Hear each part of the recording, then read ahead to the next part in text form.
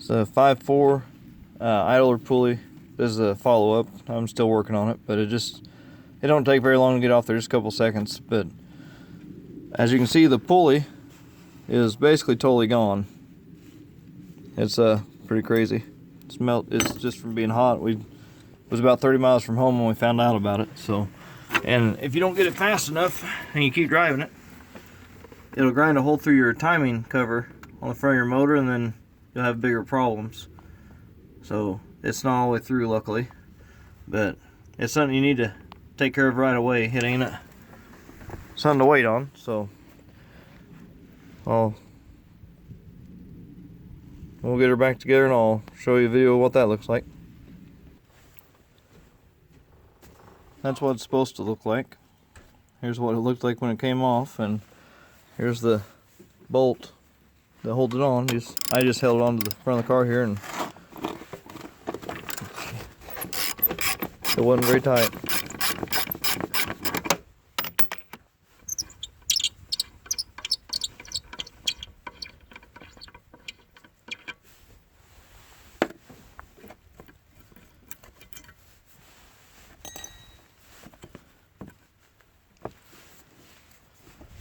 That's going to have to come off of the shaft here.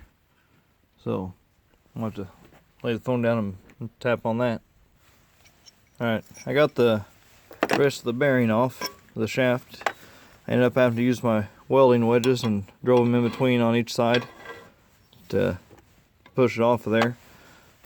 That, and worked it back and forth with some channel locks. Then all you got to do is take the new bearing, put it back on. I'm not worried about part of that bolt missing. It's still got enough washer on there to hold it. Run that back in, tighten it up.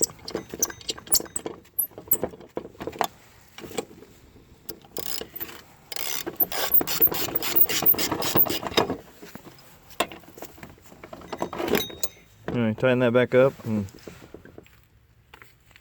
got her back on there, and now just gotta bolt it back on and get the belt in the right spot and let her tighten her back up, and should be good. Alright, got her back on, got her bolted back up. That's my ratchet. I used it to push down on it. There's a place in there for it, obviously. And you just push it down to get the tension off and take this off. That gives you where you can unbolt the belt. You just take your ratchet back out and should be ready to go. We'll start up and see if it flies apart.